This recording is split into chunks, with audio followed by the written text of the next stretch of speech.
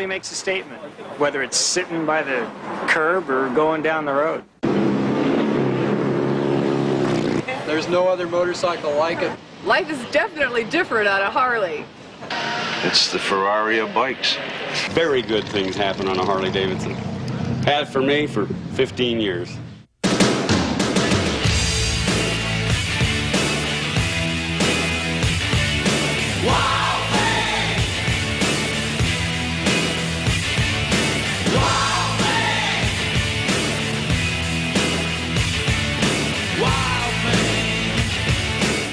Today, Harley-Davidson enthusiasts are everyone from kids and racers to carpenters and school teachers, small business owners, to corporate CEOs and movie stars.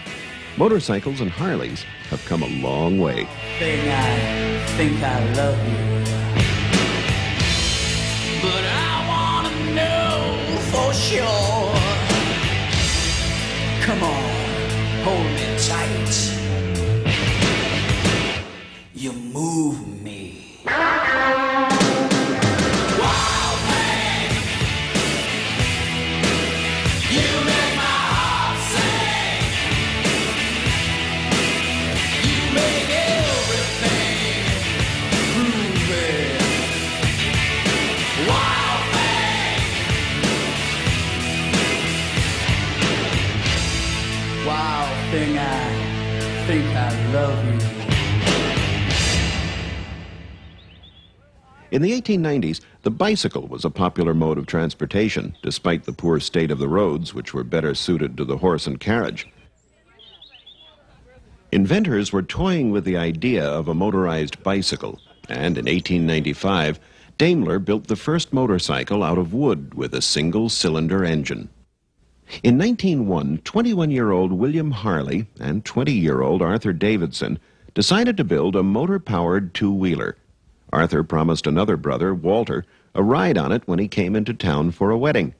Little did Walter realize that he would have to put it together himself before riding it, and that he would get caught up in their dream.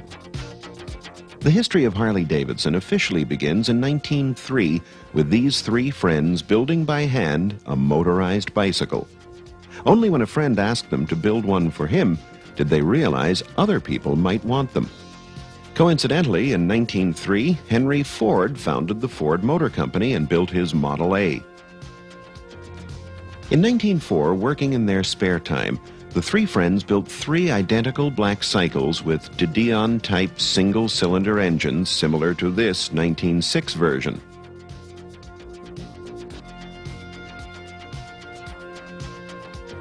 Notice the leather belt drive. Their aunt, Janet Davidson, created the original Harley-Davidson Motor Company logo seen on the fuel tank.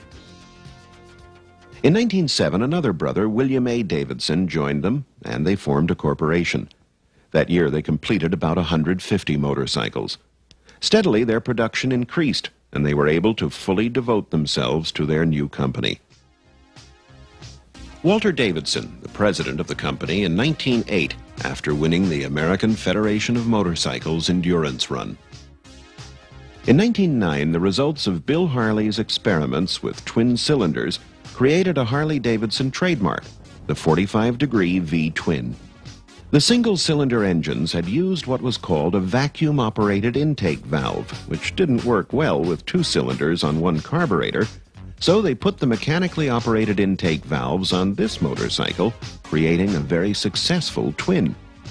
1913 was the first year for the chain drive. It had two chains because it still had bicycle pedals to pedal and start it. The brake operated by reversing the bicycle pedals. It was capable of speeds over 60 miles per hour. 1914 was the first year the footboard was added, so you didn't have to rest your foot on the pedals.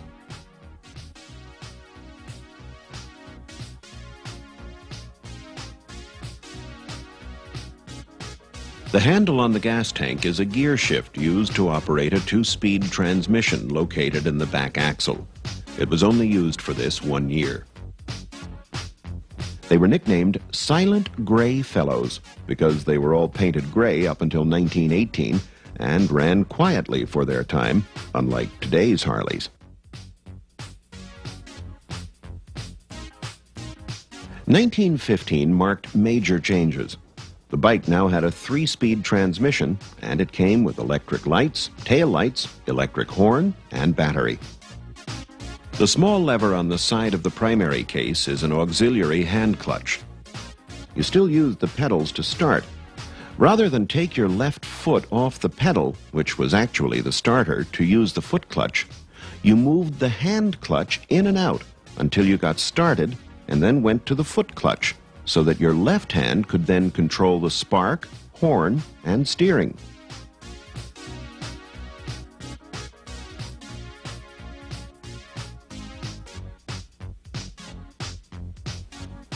This 1915 motorcycle proudly stands in the window of the Dudley Perkins Harley Davidson dealership in San Francisco.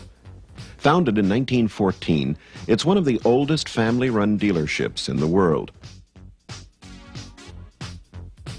It's run today by the founder's son and grandsons, and it represents the Harley tradition of quality, history, riding and racing what you sell, and a close rapport with its customers.